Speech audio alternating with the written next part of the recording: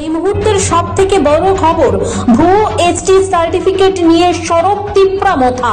কর্তব্যে গাফিলতির অভিযোগে এবার টিএফডিপিসির এমডির বিরুদ্ধে সরব বিধায়ক রঞ্জিত দেববর্মা। শাসক জোটের শরিক দল তীব্রামথার খোয়াই রামচন্দ্রঘাট কেন্দ্রের বিধায়ক রঞ্জিত দেববর্মা আবারও রাজ্যের প্রশাসনিক স্বচ্ছতা নিয়ে এক গুরুতর প্রশ্ন তুলে দিলেন। এবার তার অভিযোগে ত্রিপুরা বন উন্নয়ন ও বৃক্ষরোপণ নিগম অর্থাৎ টিএফডিপিসি লিমিটেডের এক কর্মীর বিরুদ্ধে, যিনি ভুয়ো তপশিলি উপজাতি বা এসটি সার্টিফিকেট ব্যবহার করে চাকুরি এবং পদোন্নতি পেয়েছেন বলে অভিযোগ। শুধু তাই নয়, রাজ্যস্তরীয় স্ক্রুটিনি কমিটির নির্দেশের পরও অভিযুক্ত কর্মীর বিরুদ্ধে ব্যবস্থা নেওয়ায় খোদ নিগমের ম্যানেজিং ডিরেক্টরের বিরুদ্ধে কর্তব্যে চরম গাফিলতির অভিযোগ তুলে বনমন্ত্রীর দ্বারস্থ হয়েছেন বিধায়ক। বিধায়ক রঞ্জিত দেববর্মা বনমন্ত্রীকে লেখা এক চিঠিতে অভিযোগ করেছেন টিএফডিপিসি লিমিটেডের অ্যাকাউন্টেন্ট কর্মরত সুব্রত কৈরি আদতে কৈরি সম্প্রদায়ের মানুষ, যা রাজ্য ও কেন্দ্রীয় তালিকা অনুযায়ী অন্যান্য অনগ্রসর শ্রেণী বা ওবিসির অন্তর্ভুক্ত।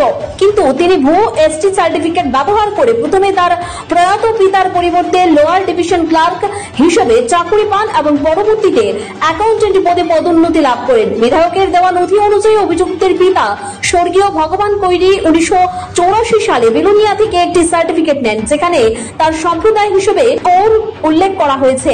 সেই সার্টিফিকেটের ভিত্তিতে সুব্রত কৈরি 1989 সালে খোয়াইয়ের এসডিও অফিস থেকে নিজের জন্য কৌর সম্প্রদায়ের এসটি সার্টিফিকেট তৈরি করেন। সবচেয়ে গুরুত্বপূর্ণ বিষয় হলো, কৌর নামে ত্রিপুরায় কোনো স্বীকৃত তপশিলি উপজাতি সম্প্রদায় নেই। অন্যদিকে কৈরি সম্প্রদায়টি রাজ্য ও কেন্দ্রীয় তালিকায় ওবিসি হিসেবে নথিভুক্ত।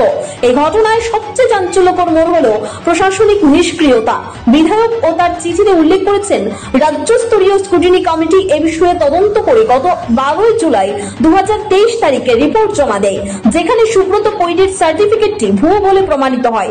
সেই রিপোর্টের ভিত্তিতে এসএলএসসি এর সদস্য তথা জনজাতি কল্যাণ দপ্তরের অতিরিক্ত সচিব এস প্রভু গত 27 জুলাই 2023 তারিখে টিএফডিপিসি এর ম্যানেজিং ডিরেক্টরকে চিঠি দিয়ে অবিলম্বে সুব্রত কৈরির নিয়োগ বাতিল করার এবং আইনানুগ ব্যবস্থা নেওয়ার নির্দেশ দেন। কিন্তু সেই নির্দেশের 1 বছরের বেশি সময় পেরিয়ে গেলেও ম্যানেজিং ডিরেক্টর অভিযুক্ত কর্মীর বিরুদ্ধে কোনো পদক্ষেপ নেননি বলে বিধায়ক অভিযোগ করেছেন। এই নিষ্ক্রিয়তাকে কর্তব্যে গাফিলতির হিসেবে উল্লেখ করে বিধায়ক রঞ্জিত দেববর্মা বনমন্ত্রীর কাছে টিএফডিপিসি এর ম্যানেজিং ডিরেক্টরের বিরুদ্ধে অবিলম্বে বিভাগীয় তদন্ত শুরু করার এবং কঠোর থেকে কঠোরতম ব্যবস্থা নেওয়ার দাবি জানিয়েছেন। শাসক জোটের এই বিধায়কের এই ধরনের গুরুতর অভিযোগ রাজ্যের প্রশাসনিক মহলে তীব্র আলোড়ন সৃষ্টি করেছে। এই ঘটনা শুধুমাত্র ভুয়ো সার্টিফিকেট নিয়ে চাকরি পাওয়ার বিষয়টিকেই নয়, বরং প্রশাসনিক কর্তাদের দায়বদ্ধতা এবং স্বচ্ছতা নিয়েও এক বড়সড় প্রশ্ন চিহ্ন তুলে দিয়েছে। যশপাল সিংহের প্রতিবেদন, ত্রিপুরা পাবলিক অপিনিয়ন।